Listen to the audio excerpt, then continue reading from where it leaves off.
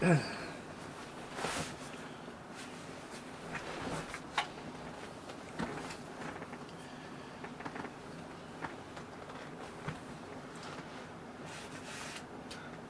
really thought that when the dust settled, Chad Scott would be calling the plays on the offense this season. But it appears that Neal Brown has decided to take on those duties himself. And that would mean that I was wrong. There are some people in the world who would tell you it's not the first time. And I'm one of them. But I'm still not particularly upset because I don't have this negative opinion of the Browns' play calling that a lot of people do. Now I want to take a look at that because I think Neal Brown, given the chance, calls good plays most of the time. He makes mistakes. He admits mistakes. I'm pretty well convinced Neal Brown is human, so it all fits. Humans make mistakes. But if you look at Neal Brown's play calling and consider the factors, it's not a problem. Neal Brown has had success calling plays. There's no great reason to believe that he has suddenly forgotten how to do so. Part of the problem since coming to WVU is that you can't call plays for players you don't have.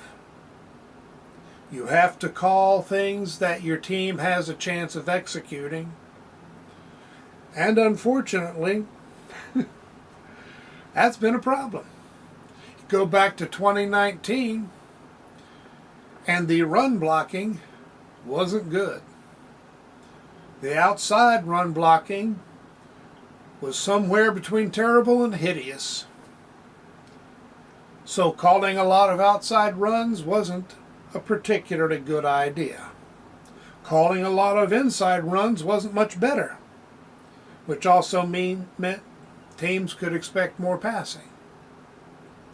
But Neal Brown called the plays that had a chance to work while recruiting and training players who could and would do a better job.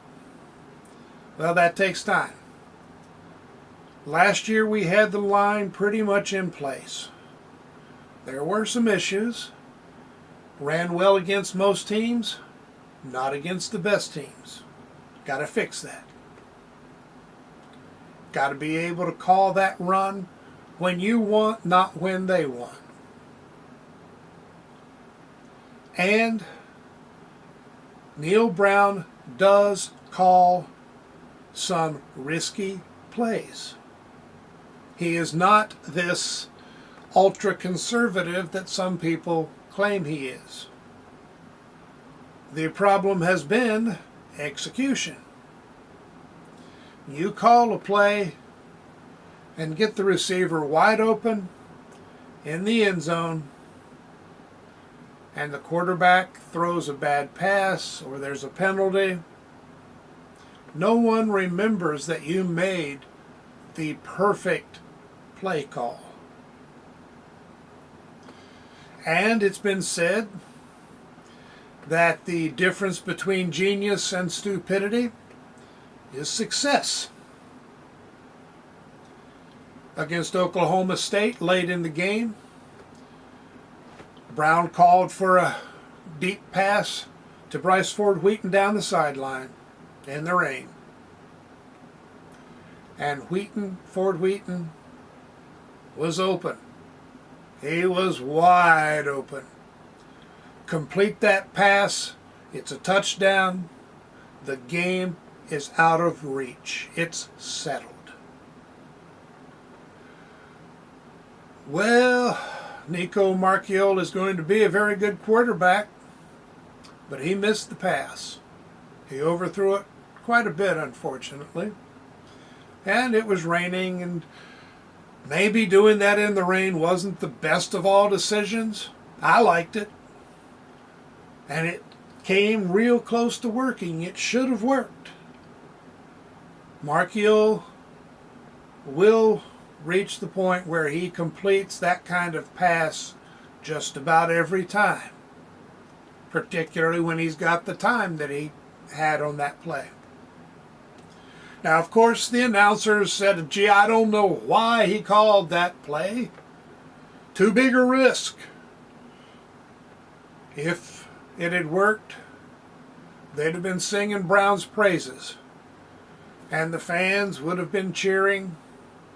And everybody would have thought Brown was a wonderful play caller. The difference between genius and stupidity is success. Now, Brown has built a team that's capable of more success. That's going to make it easier for anyone calling the plays.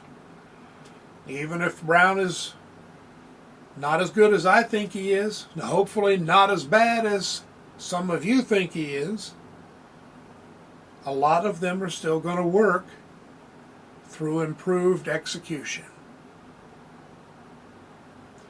Now, we did have people who were so down on Brown that when the team played well, they claimed someone else had to have been doing the play calling that day.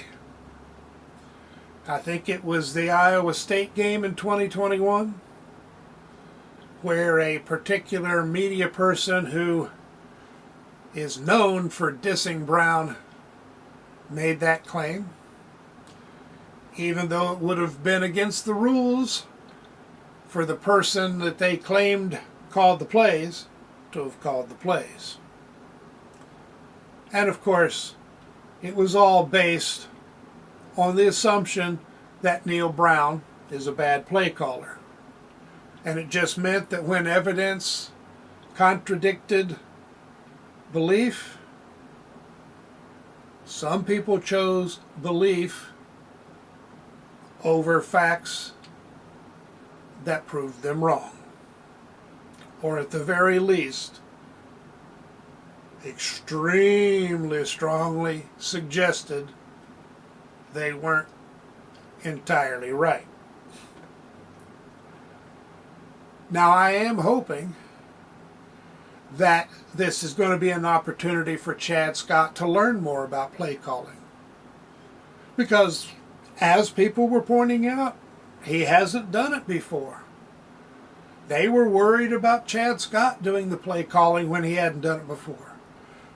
Now some of them are worried because Neal Brown will be doing the play calling because he's done it before. But I do think it'll be a good working relationship. Neal Brown knows that he has to win this year, or it's his job. And it's the job of everybody on his staff.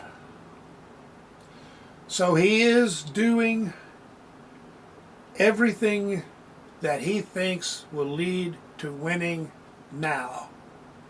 Got to be this year.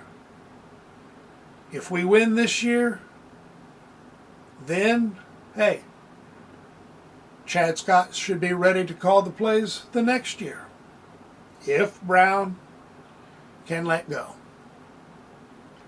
Now, if we win this year and the offense does well, we're going to be having trouble holding on to Chad Scott. He is destined for an OC position at a higher school maybe, or eventually a head coaching position. I hope he's around for several more years. And I hope he does get to call plays. Maybe he'll get to do some of the play calling this year.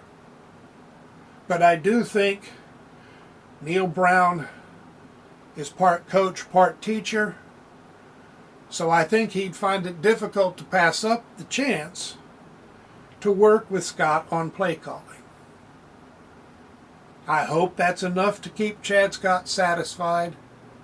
I'm sure he understands the situation, and I'm sure he would like to be calling the plays.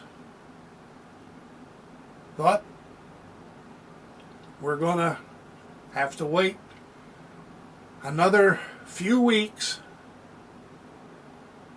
before we can stop just talking about the maybes and start talking about what has happened.